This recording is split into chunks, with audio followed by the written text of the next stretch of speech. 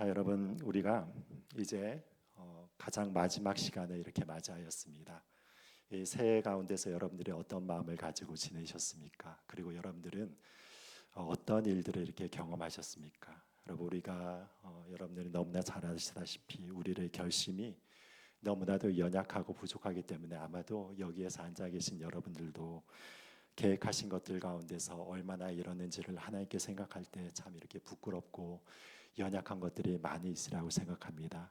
여러분, 그럼에도 불구하고 무엇이 하면 하나님께서는 우리에게 항상 새로운 은혜를 주신다는 것이 우리에게 너무나 기쁜 그것임을 우리가 보게 되는 것이죠. 여러분, 그것이 무엇인가 하면은 바로 우리의 소망이 우리들의 결심에 달려 있는 것이 아니라 하나님께서 그럼에도 불구하고 우리를 사랑하시고 끊임없이 우리를 부르신다는 것에서 그것을 소망을 가지고 있다는 것입니다. 여러분, 우리가 지금 읽은 이 야곱에 대한 말씀을 우리가 읽었습니다. 여러분들이 야곱을 어떻게 생각하시는가? 여러분, 이 야곱에 대해서 여러분들이 많은 생각들을 가지고 계시죠. 그런데 여러분, 틀림없는 이야기들은 무엇이냐면 누군가가 여러분들을 향하여서 이렇게 얘기한다고 생각해 보십시오. 당신은 참 야곱을 닮았습니다. 여러분, 그렇게 이야기를 한다면 여러분 기분이 좋으시겠습니까? 아마 이 자리 가운데서 나는 야곱을 닮았다라고 그렇게 이야기를 듣는다고 하면은 마음속에서 저 사람이 무슨 얘기를 하는 것인가, 아마 이렇게 생각을 하겠죠.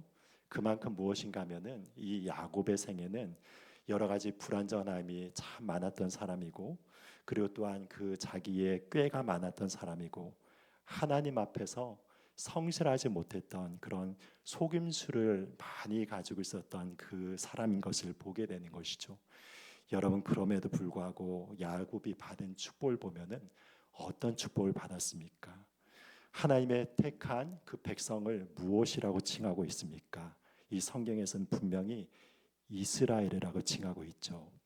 여러분, 그래서 무엇인가 하면은 이 야곱의 이름 자체가 하나님께서 축복을 하여 주셔서 이스라엘로 변화되었던 것을 보게 되는 것입니다. 여러분, 이것이 바로 하나님의 비밀인 것이죠.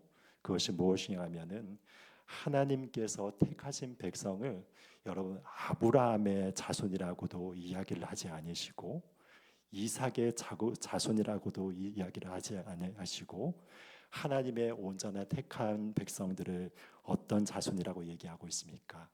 이스라엘 자손이라고 이야기를 하고 있습니다. 여러분, 그런데 이 이스라엘은 누구의 이름인 것입니까? 야곱의 이름이죠. 여러분, 그래서 하나님께서는 여기에서 우리에게 비밀을 이렇게 보여주셨다고 생각합니다. 그것은 무엇인가 하면은 여러분, 하나님께서는 아브라함과 이삭을 통하여서 하나님의 택한 자녀들을 물론 이렇게 후손으로 세우셨지만 궁극적인 언약의 성취는 이스라엘 가운데서 나타나는 것이죠. 그것은 무엇인가 하면은 우리들의 허물과 우리들의 연약함이 야곱처럼 이렇게 드러나고, 그리고 또한 속이는 자로서 서 있고, 그리고 하나님 안에서 정말로 이렇게 볼 때 너무나도 부족한 그런 영혼임에도 불구하고 하나님께서는 이 야곱을 끝까지 포기하지 않고 사랑하심으로 인하여서 야곱의 이름을 어떻게 변화시킨다는 것입니까? 이스라엘로 변화시킨다는 것입니다. 여러분, 이것이 무엇이면 바로 우리의 그 궁극적인 소망이 되는 것을 보게 되는 것입니다. 한 해 동안을 여러분들께 살펴보시면서 우리가 1년 동안에 이렇게 생각할 때 우리를 마음 가운데서 하나님께로 향하여서 신실하지 못했던 여러 가지 것들이 있었던 것을 고백을 하는 것이죠. 여러분, 한 해 동안에 우리가 첫 번째 날에 이렇게 우리가 하나님 앞에서 서원했던 것들을 얼마나 신실하게 지켰는지를 이렇게 생각해보고, 우리의 5년 전을 생각하고 10년 전을 생각했다 하더라도 우리를 마음 가운데서 여전히 변화가 되지 않은 여러 가지 성품을 가졌다는 것을 우리는 알고 있습니다. 그럼에도 불구하고 하나님께서는 어떤 은혜를 베푸시는가 하면은 여러분들을 끝까지 사랑하시는 것입니다. 여러분, 그래서 여기에서 보면은 어떤 사건들이 나타나면 바로 야곱이 베델로 올라가는 그 사건들이 나타나는 것을 보게 되는 것이죠. 여러분, 이 사건이 무엇으로 나타나는 것입니까? 이 창세기 34장 말씀을 보면은 어떤 말씀이 나타나게 되는가 하면은 야곱의 딸 디나가 이 세겜 지역에서 놀러 이렇게 마실 하면서 나갔던 그 장면들이 나타나죠. 그런데 거기에서 어떤 일들이 나타나냐면 바로 세겜 지역에서 통치하고 있었던 그 하몰의 아들 세겜이 바로 디나를 사랑하게 됨으로 인하여서 그것이 더욱더 지나친 욕정으로 말미암아서 그 성폭력을 당하게 되는 그 끔찍한 사건들이 일어나게 되는 것이죠. 거기에 따라서 야곱의 아들들이 너무나도 분노를 하여서 어떤 일들을 일으키게 되는 것입니까? 이 하몰의 아들 그 세겜을 포함하여서 거기에 있는 모든 남자들을 칼로 무참하게 살해하게 되는 그 일들이 일어나게 되는 것이죠. 그러므로 인해서 어떤 일들이 일어나게 되었습니까? 여러분, 그것으로 인해서 그 사건으로 그 야곱의 모든 자녀들이 그 땅 가운데 있는 가나안 사람들에 의해서 그 연합군에 의하여서 공격을 받게 되는 굉장히 절대절명의 위기 상황에 처하게 되는 것을 보게 되는 것입니다. 여러분, 그래서 죽을 것 같은 그런 큰 위기가 다가오게 될 때 지금 하나님께서 야곱에게 나타나셔서 말씀하시는 것입니다. 여러분, 그것은 무엇입니까? 내가 전에 내가 꿈에서 나타났던 그 땅인 베델로 올라가라고 이렇게 이야기를 하는 것이죠. 여러분, 그래서 이것은 무엇을 이야기를 하는가 하면은 여러분, 야곱은 베델에서의 약속을 잊어버린 것입니다.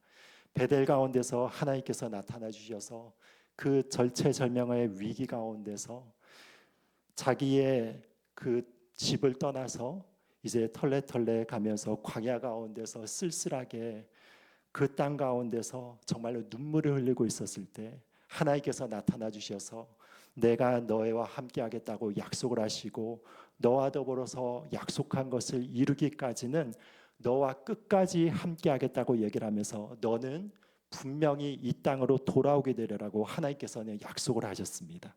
여러분, 그 약속에 따라서 어떤 일들이 일어난 것입니까? 이 야곱이 베델로 이렇게 돌아오게 되는데 여러분, 그런데 베델로 먼저 간 것이 아니라 무엇이냐면 이 지역 가운데서 가장 물이 좋고 그리고 또한 목초지가 우거지어 있는 이 세겜 지역에서 머물러 있었다는 것이죠. 이것을 통하여서 야곱은 어떤 삶을 살았는가 하면은 하나님의 언약을 까맣게 잊어버리고 여러분, 거기에서 너무나도 평안한 생활 가운데서 이 세속적인 삶을 살아나갔을 때 바로 하나님께서 이런 위기 상황을 거치게 함으로 인해서 하나님을 간절히 찾도록 만든 것입니다. 여러분, 이것이 무엇인가 하면 바로 하나님의 사랑이었던 것이죠. 그래서 여러분, 우리가 한 해를 돌이켜 볼 때 우리의 삶 가운데서 결심하지 못했던 여러 가지 것들을 통하여서 만약 우리의 삶 가운데서 여러 가지 후회가 되고 또한 여러 가지 부분들에 있어서 또한 하나님 앞에 죄송한 마음들을 가지고 있다면 하나님께서는 우리들을 향하여서 어떤 것을 이야기하는 것입니까? 네가 가졌던 첫사랑을 기록하거라. 그러면서 나와 함께한 그 베델로 내가 올라가서 다시 한번 나와 함께 뜨거운 사랑을 나누자꾸나. 나는 너와 함께 새롭게 역사를 시작하기를 원한다. 너의 부족한 것들을 다 내려놓고 내가 다시 한번 사랑의 그 하나님의 집으로 부르니 나와 함께 손을 잡고 나와 함께 걸어가자꾸나 하고 초청을 하는 것이죠. 여러분, 그래서 2024년 한 해 동안에 있었던 여러분들의 모든 연약한 것들을 다 내려놓고 여러분, 그것을 상수리 나무 아래에서 다 묻고 우리들은 다시 한번 하나님의 땅인 베델로 올라가는 새로운 해를 맞이하게 되는 것입니다. 여러분, 이 새해가 되기를 원합니다. 여러분, 이제 2024년 한 해가 저물어 갑니다. 2025년 새해 동안에는 우리 교회에서 지금 이렇게 이제 표로 건 하나님을 경험함으로 알아가는 교회라고 하는 표를 가지고 나갈 것입니다. 여러분, 이제 새로운 새해가 시작되면서 우리를 삶 가운데서 이제 새롭게 역사하실 하나님의 은혜를 선포하며 나가는 한 해가 되기를 원합니다. 여러분들의 삶 가운데서 새롭게 하나님께서 언약을 갱신하시고 또한 우리의 마음 가운데서 새로운 마음을 부어주심으로 인하여서 하나님의 사랑을 가득하게 채워주는 그런 희망의 한 해가 되기를 원합니다.